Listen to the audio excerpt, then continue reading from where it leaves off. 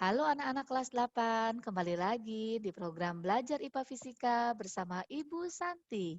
Pada kesempatan kali ini, kita akan belajar tentang lensa cembung dan lensa cekung. Harapannya setelah kalian menyaksikan tayangan ini, kalian bisa membedakan antara lensa cembung dan lensa cekung dengan benar. Sebelum kita lanjut, pastikan ya kalian semua sudah subscribe channel YouTube Ibu Santi. Baik anak-anak, langsung saja kita mulai. Yuk. Pengertian pembiasan. Kita akan review ulang ya tentang pembiasan karena membahas tentang lensa pasti ada kaitannya dengan peristiwa pembiasan cahaya. Pembiasan cahaya atau refraksi adalah peristiwa pembelokan cahaya ketika cahaya melewati dua benda bening yang memiliki kerapatan optik berbeda.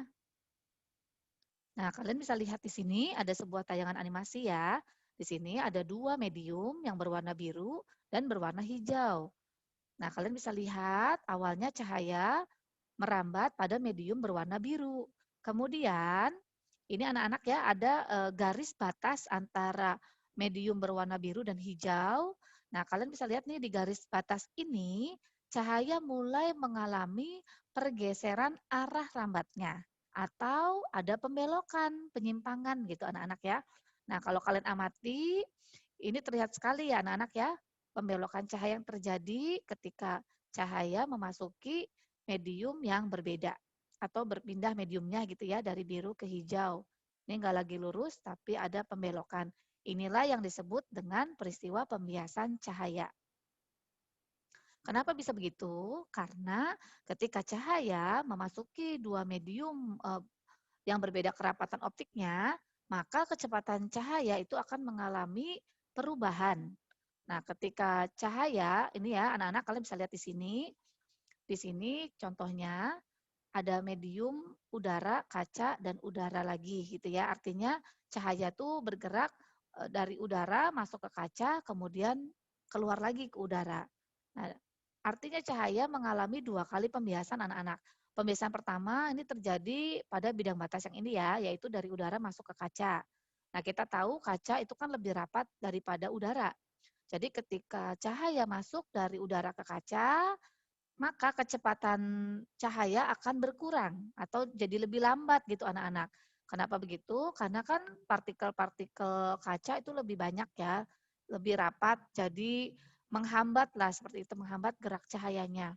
Makanya kecepatan cahaya di dalam kaca itu lebih lambat daripada di udara. Tapi ketika cahaya kemudian keluar lagi dari kaca ke udara, maka kecepatannya akan bertambah lagi ya.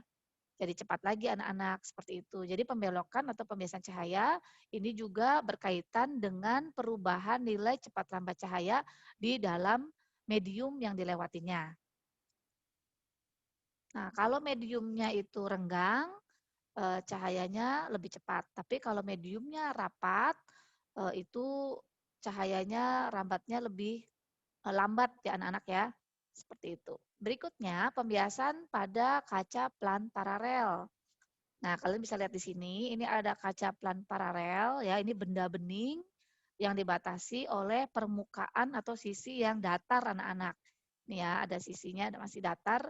Nah, kemudian ini ada sumber cahaya ya di sebelah kiri. Ini cahayanya kemudian merambat anak-anak. Ini awalnya cahaya merambat di udara. Kemudian kalian bisa lihat ini cahaya mulai memasuki medium kaca ya. Jadi eh, ini bidang batasnya nih anak-anak ya. Ini pembiasan pertama terjadi di bidang batas ini anak-anak. Nah, ini kalian bisa lihat kelihatan banget nih pembiasannya ya. Ini ada penyimpangan arah rambat cahayanya. Ada pembelokan nih, ini di sini titik ini ya. Kemudian ketika di dalam kaca, ini ya lurus lagi anak-anak tuh. Tapi ketika dia mau keluar dari kaca menuju udara, maka ini terjadi pembelokan lagi ya atau penyimpangan arah rambat lagi nih anak-anak. Jadi dalam gambar ini cahaya mengalami dua kali pembiasan. Yang pertama dari udara masuk ke kaca itu pembiasan pertama. Pembiasan kedua terjadi ketika cahaya merambat dari kaca menuju udara ya.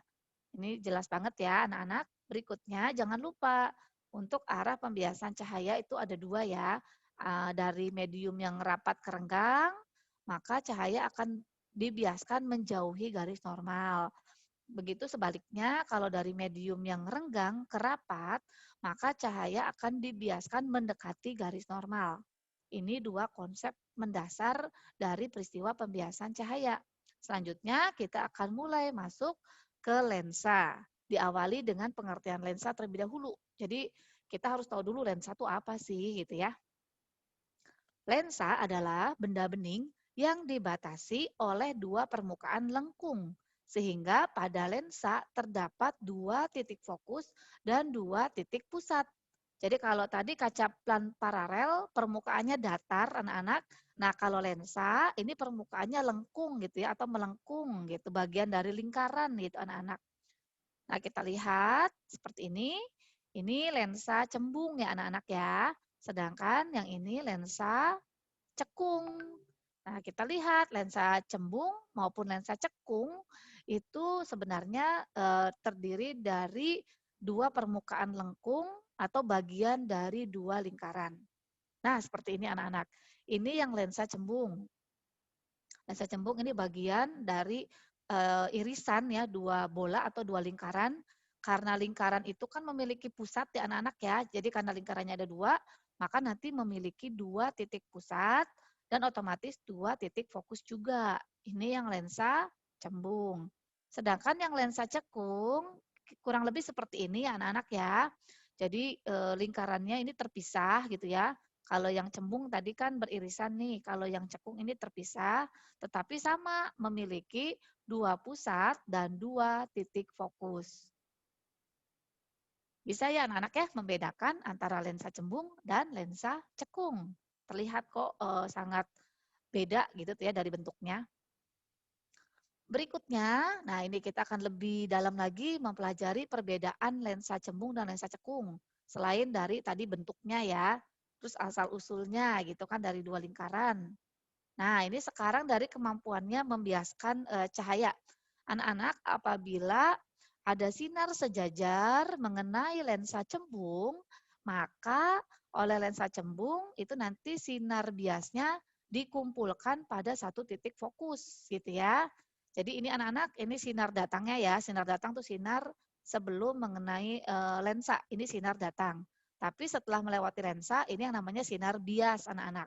Ini sifatnya sekali lagi lensa cembung adalah mengumpulkan cahaya. Nah, ini fokus utama, ini pertemuan sinar bias ya. Ini fokus utamanya di sini, adanya di kanan atau di belakang lensa. Sedangkan untuk lensa cekung ini punya sifat menyebarkan cahaya. Ini sinar datangnya ya anak-anaknya dari kiri. Nah, ini sinar biasnya ya yang setelah melewati lensanya ini menyebar gitu ya. Nah, apa namanya? Fokus utamanya itu posisinya ada di kiri anak-anak atau di depan lensanya. Nah, ini merupakan pertemuan dari perpanjangan sinar bias. Jadi kalau yang cembung itu sinar biasnya ngumpul langsung ya di titik fokusnya. Kalau yang lensa cekung itu perpanjangannya anak-anak. Jadi sinar biasnya kalau dipanjangin dia akan ketemu di titik fokus yang ada di depan gitu ya. Seperti itu. Berikutnya mengenal lensa cembung. Kita akan coba kenali satu persatu ya lensa cembung dan lensa cekungnya. Nah, ini dia anak-anak, untuk lensa cembung nanti dibedakan menjadi dua bagian utama, yaitu bagian depan dan bagian belakang. Nah, ini kesepakatan di awal ya, untuk Bu Santi, itu bagian depannya kita tetapkan di sebelah kiri.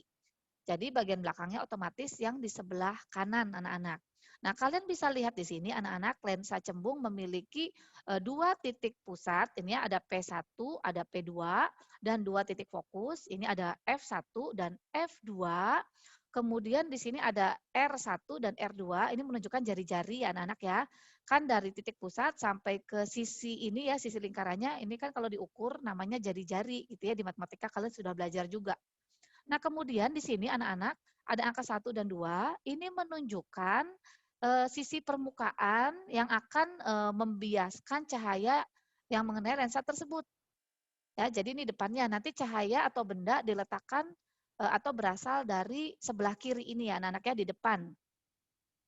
Nah, anak-anak penamaan F1, P1, F2, P2 ini nggak boleh sembarangan anak-anak. Ini ada aturannya. Nah, kenapa F1, P1-nya ada di kanan, sedangkan F2, P2-nya ada di kiri? Ini bisa dijelaskan lewat gambar yang kedua anak-anak. Jadi sekali lagi bagian depan itu ada di sebelah kiri ya. Ini Bu Santi coba gambarkan dulu ya di sini. Misalnya anak-anak nih ada cahaya datang ini ya dari sebelah kiri cahaya datangnya ya. Ini ada sinar datang nih. Ini ada sinar datang. Nah, ini ya, nanti mengenai lensa gitu kan ya. Maka akan dibiaskan pertama kali gitu ya. Ini kan si sinarnya ini pertama kali akan dibiaskan oleh sisi yang sebelah ini ya anak-anak ya. Ini sisi pertama. Nih, ini. Ini yang membiaskan pertama kali. Makanya ini dikasih huruf 1. Karena sisi ini yang akan melakukan pembiasan untuk pertama kalinya ketika cahaya merambat dari udara masuk ke kaca atau ke lensanya. Kemudian ketika cahaya itu keluar dari kaca atau dari lensa ke udara lagi, maka akan mengalami pembiasan oleh sisi yang di sebelah ini belakang ini loh anak-anak nih. Ini yang melakukan pembiasan kedua kali. Ini anak-anak ya sisi yang ini. Tuh, ini makanya disebut sisi yang kedua karena pembiasan kedua terjadi oleh sisi yang sebelah kanan ini. Nah, sisi yang sebelah kanan ini ya anak-anak ya, karena dia yang membiaskan kedua kali gitu. Kan kalau kalian lihat nih ya, yang sisi yang berwarna merah ini yang pertama kali melakukan pembiasan, ini kan merupakan lingkaran yang di sebelah kanan.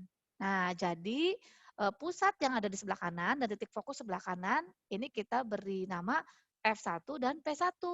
Karena lingkaran inilah yang melakukan pembiasan pertama kali. Sedangkan sisi yang berwarna biru ini ya, yang Ibu kasih warna biru, ini kan terjadi pembiasan yang kedua anak-anak. Nah, ini merupakan bagian dari lingkaran yang ada di sebelah kiri. Nah, jadi pusat dan fokusnya yang berwarna biru ini ya, sisi lengkungnya ini kan adanya di sebelah kiri. Makanya diberi nama F2 dan P2, seperti itu. Jadi nggak boleh sembarangan ya anak-anak ya, dilihat dulu sinar datangnya dari arah sebelah mana. Kemudian sisi mana yang pertama kali melakukan pembiasan, maka nanti pusatnya itu akan menjadi P1 gitu ya. Sedangkan sisi lengkung mana yang akan melakukan pembiasan kedua, maka nanti pusatnya akan menjadi P2 dan F2 ada di situ juga gitu ya. Nah, berikutnya kita akan lihat lagi ini ya tadi lensa cembung itu mempunyai sifat mengumpulkan cahaya di titik fokus yang ada di belakang. Nah, titik fokus yang ada di belakang itu nanti F1 anak-anak. Ini yang dinamakan nanti fokus utamanya. Jadi F1 itu fokus utamanya. Fokus utamanya ada di belakang gitu ya. Ini nanti nyata anak-anak ya kalau ada di belakang. Nah, berikutnya lensa cembung ini disebut juga sebagai lensa positif. Ya, karena ini anak-anak sinar biasnya berkumpul di titik fokus utama. Ya, fokus utamanya ada di bagian belakang. Ini ya, ini lensa positif. Kemudian ini fokus utama merupakan pertemuan sinar bias. Ya, jadi sinar biasnya langsung ketemu di sini. Berikutnya mengenal lensa cekung. Nah, ini kebalikannya si anak-anak ya. Sama, lensa cekung juga kan mempunyai dua sisi lengkung seperti ini. Nah, ini punya dua fokus, punya dua pusat ya. Jarak pusat ke sisi lengkungnya ini namanya jari-jari gitu ya. Maka ini ada R1, ini ada R2, ini menunjukkan jaraknya. Nah, kemudian sama seperti tadi anak-anak ya, lensa cekung juga memiliki dua bagian ya, atau dibedakan menjadi dua bagian, yaitu bagian depan di sebelah kiri dan bagian belakang ini di sebelah kanan. Jadi sama ya untuk posisi depan belakangnya. Yang depan kita tetapkan di sebelah kiri, yang belakang itu di sebelah kanan. Nah, lensa cekung juga kan tersusun dari dua bola ya atau dua lingkaran. Maka kalau kita lihat di sini anak-anak, kita lihat lagi, misalnya ya ada cahaya, ini sinar kita kita arahkan ke sini ya. Nah, ini sinar datang. Ini sinar datangnya anak-anak. Pertama kali sinar ini akan mengalami pembiasan yaitu dari medium udara menuju ke kaca. Itu dilakukan oleh sisi yang sini ya anak-anak ya, nih sisi ini. Nah, kalau kalian lihat ini sisi yang sebelah kiri, ini kan lingkarannya ada di kiri juga ya. Nah, karena dia melakukan pembiasan pertama kali, maka pusat lingkarannya ini disebut P1 dan fokusnya ya F1 anak-anak. Nah, kemudian nanti cahaya akan mengalami pembiasan lagi yang kedua gitu ya. Pembiasan kedua terjadi pada sisi lengkung yang di sebelah sini kanan ya, yaitu cahaya bergerak dari lensa atau kaca menuju ke udara gitu ya. Ini pembiasan yang kedua, ini sisi yang ini ya.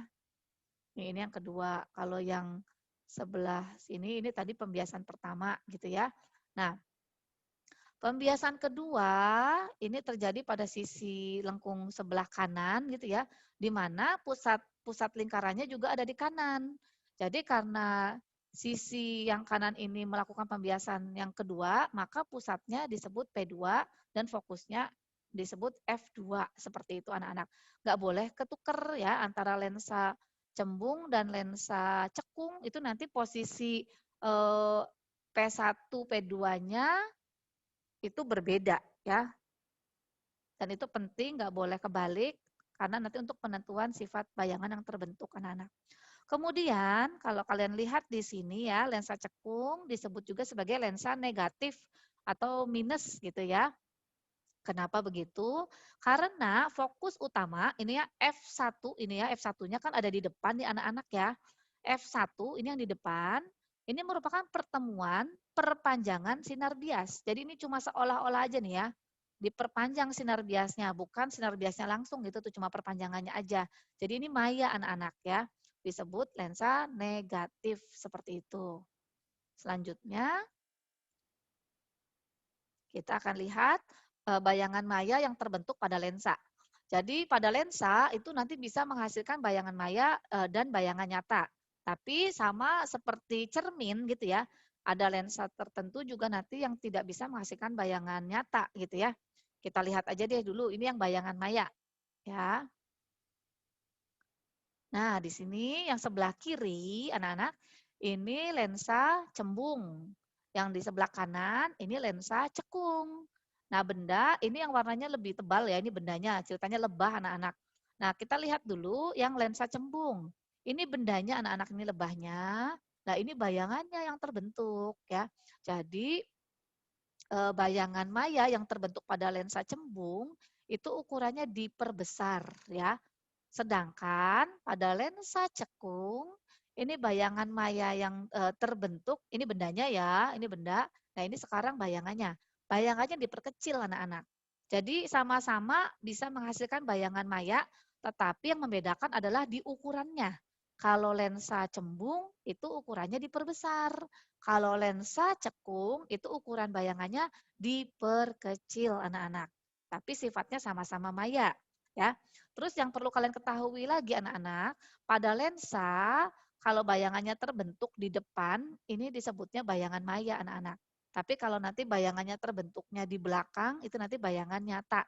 Jadi sedikit ini ya berlawanan dengan cermin ya anak-anak ya, karena memang kan sifat perlakuan terhadap cahayanya juga berbeda. Kalau cermin itu memantulkan tuh berarti cahayanya dibalikin lagi gitu ya. Jadi kalau bayangan nyata pada cermin itu adanya di depan posisinya. Nah, kalau lensa itu kan bening, meneruskan cahaya gitu ya. Jadi bayangan nyata pada lensa itu terbentuknya malah di bagian belakang gitu ya. Nah, kita lanjut. Nah, kita lihat ini ini lensa ya, lensa cembung. Nah, ini percobaannya nih anak-anak. Ada lilin gitu ya. Ini ukuran lilin yang sebenarnya ini ya yang tidak terkena lensa nih. Ini ukuran sebenarnya. Nah, ini yang kita lihat melalui lensa, ini merupakan bayangannya. Jadi bayangan dan benda itu posisinya sama-sama di depan. Ini yang disebut bayangan maya.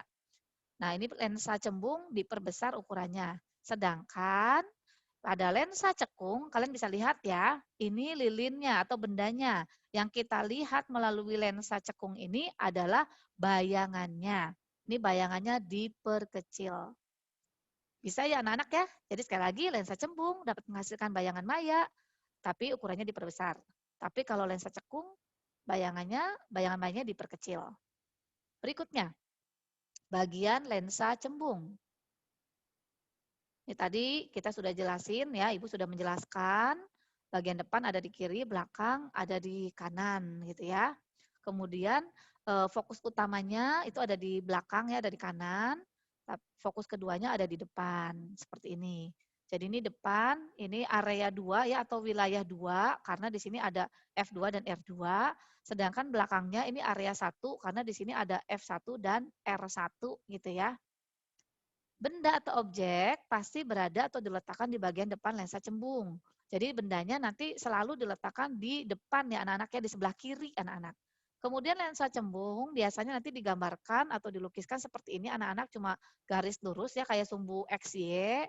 Nah, yang lensanya ini yang sumbu X, sumbu Y-nya ya yang tegak, tapi dikasih tanda positif di atasnya nih anak-anak ya. Tadi lensa cembung kan lensa positif. Berikutnya pembagian ruang pada lensa cembung. Nah, seperti ini anak-anak karena ya pada lensa itu mempunyai dua fokus, punya dua pusat gitu ya. Maka nanti untuk pembagian ruangnya, ruang benda dan ruang bayangan itu masing-masing anak-anak ya. Nah, ruang benda ini ya nanti ada 4, ruang bayangan juga ada 4 anak-anak ya. Pembagiannya sama sih, kayak yang cermin dulu aturannya ya. Ruang 1 itu dari lensa ke fokus. Ruang 2 itu dari fokus ke jari-jari. Ruang 3 itu setelah melewati jari-jari. Sedangkan ruang 4-nya itu di wilayah yang berbeda atau yang berlawanan tempatnya gitu. Ini ruang 4-nya. Jadi kalau ruang 1, 2, 3-nya di depan, ruang 4-nya ada di belakang. Nah, yang perlu kalian ketahui anak-anak di sini ya yang ruang 1, ruang 2, ruang 3, ruang 4 yang dipakai warna biru, ini menunjukkan ruang benda anak-anak. Atau ruang benda itu nanti yang area 2 gitu ya. Jadi ruang satunya itu dari lensa ke F2. Nah, ruang 2-nya itu dari F2 ke R2, R3-nya setelah melewati jari-jari 2 gitu ya. Sedangkan ruang 4-nya ya di area satunya gitu ya. Nah, untuk ruang yang Ibu tuliskan menggunakan angka Romawi, ini menunjukkan ruang bayangan anak-anak. Jadi ruang 1 itu dari lensa ke F1. Ruang 2 bayangan itu dari F1 ke R1. Ruang 3 setelah melewati R1 ini ya. Ruang 4-nya berarti adanya di depan gitu ya, karena kan ruang 1, 2, 3-nya di belakang, otomatis ruang 4-nya ada di depan. Jadi kebalikan ya, ruang 4 ini posisinya sama yang ruang 1, 2, 3. Sekali lagi anak-anak, untuk yang benda, ini yang ditulis dengan angka biasa ya, sedangkan yang berwarna merah atau angka Romawi ini menunjukkan ruang bayangan. Selanjutnya menentukan posisi ruang benda dan ruang bayangan pada lensa cembung. Pada peristiwa pembentukan bayangan, lensa cembung berlaku persamaan. Ini juga sama anak-anak ya, seperti yang pernah kita bahas di materi cermin cekung dan cermin cembung ya. Ruang benda dan ditambah ruang bayangan hasilnya itu 5. Contohnya ini anak-anak. Nah, kita lihat, ini kan di bagian depan ya yang kiri. Ini bendanya. Bendanya posisinya sudah melewati R2. Berarti ini si benda ada di ruang 3 ya. Bendanya ruang 3, maka nanti bayangannya ada di ruang 2 anak-anak ya. Nih, 3 tambah 2 hasilnya 5 ya enggak? Tapi ingat ruang 2-nya bayangan itu nanti berseberangan dengan ruang 2-nya benda gitu ya. Jadi kalau ruang 1, 2, 3-nya benda di depan, maka ruang 1, 2, 3 bayangannya adanya di belakang. Ini posisinya di sini. Ini bayangannya nyata nanti anak-anak ya. Kemudian kita coba menentukan sifat bayangan yang terbentuk pada lensa cembung dulu ya ini ya. Nih kita lihat satu persatu. Ini benda diletakkan sebelum fokus 2 ya. Jadi belum melewati fokus 2. Artinya nih bendanya ada di ruang 1 anak-anak. Dengan persamaan ruang benda tambah ruang bayangan sama dengan 5, maka posisi bayangannya nanti ada di ruang 4 ya. Ruang 4 bayangan itu adanya di depan lensa anak-anak. Jadi nanti sifat bayangannya itu karena di depan ya, kalau lensa di depan tuh maya. Maya itu pasti tegak, kemudian ukurannya diperbesar. Kalian bisa lihat di sini, atau untuk ukuran bandingkan saja antara ruang benda dan ruang bayangannya. Bendanya di ruang 1, bayangannya ruang 4. Kan berarti 4 lebih besar daripada 1 gitu ya. Jadi bayangannya jauh lebih besar daripada bendanya. Nah, ini dalam eksperimen seperti ini anak-anak ya, yang dinamakan benda diletakkan di ruang 1 pada lensa cembung. Kayak gini nih anak-anak ya.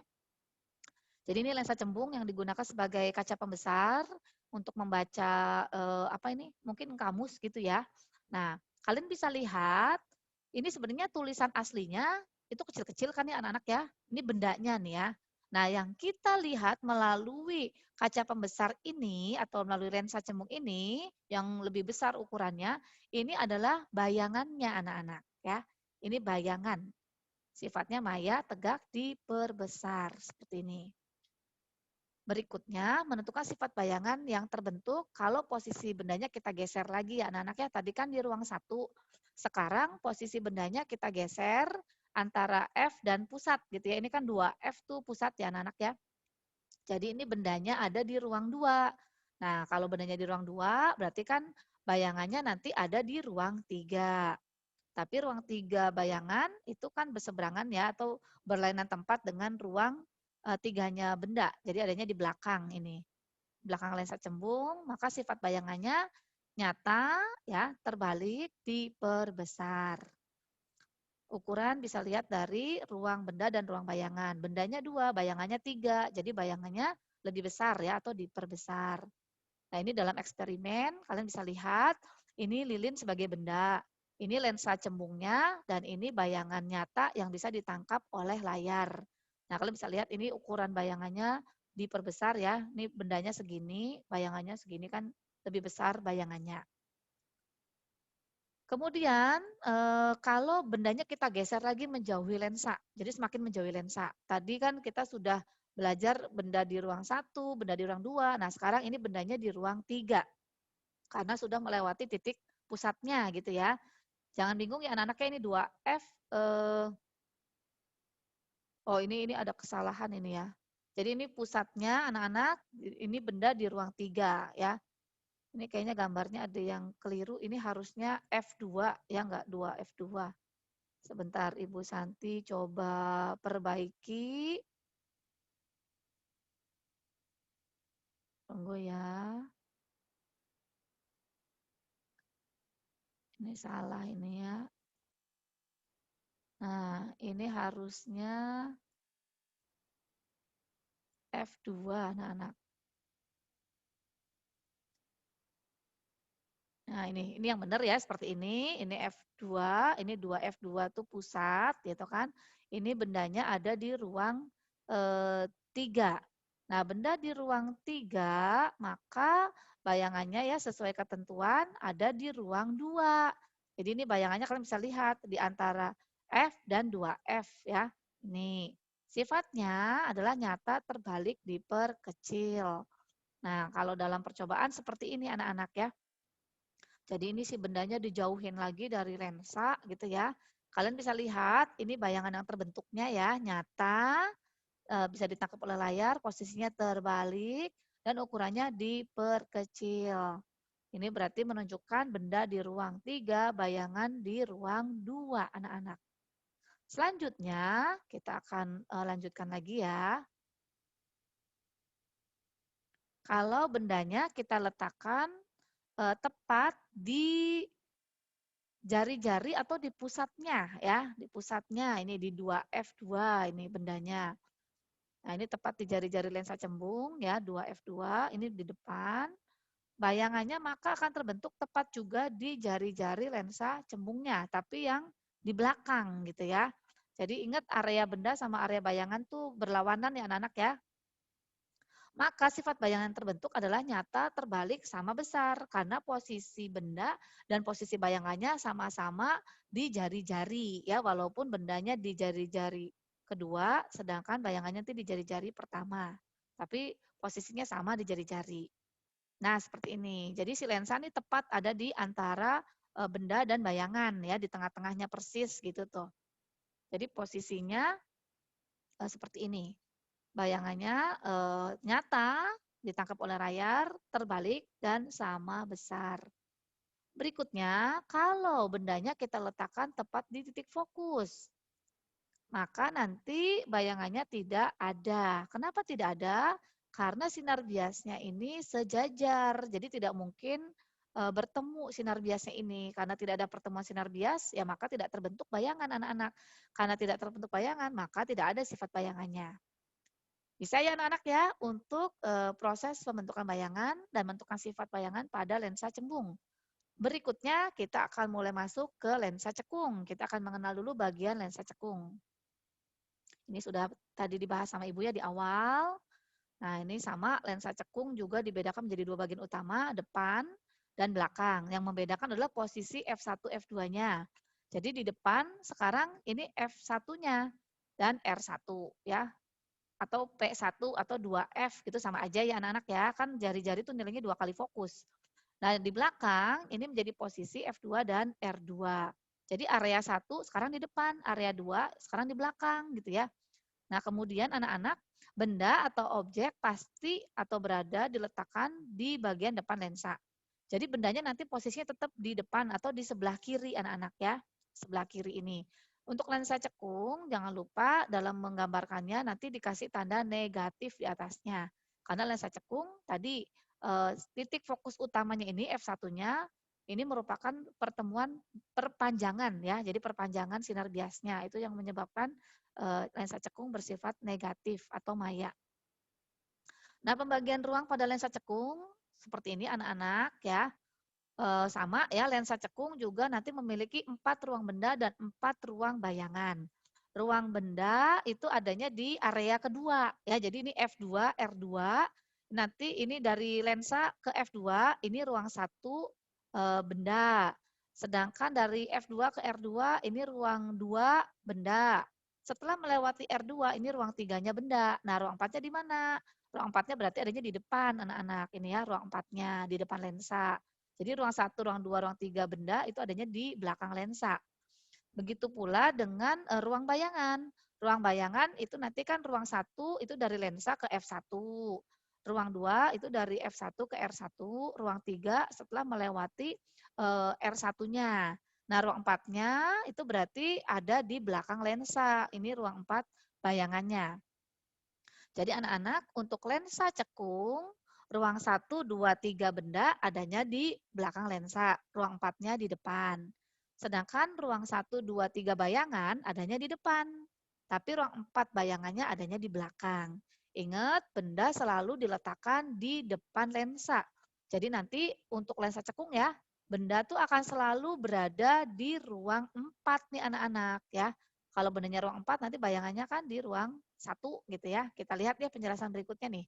Menentukan posisi ruang benda dan ruang bayangan pada lensa. Ini Ibu udah sempat jelasin. Ini sama ya aturannya. Ruang benda ditambah ruang bayangan hasilnya 5. Nah, ini contohnya.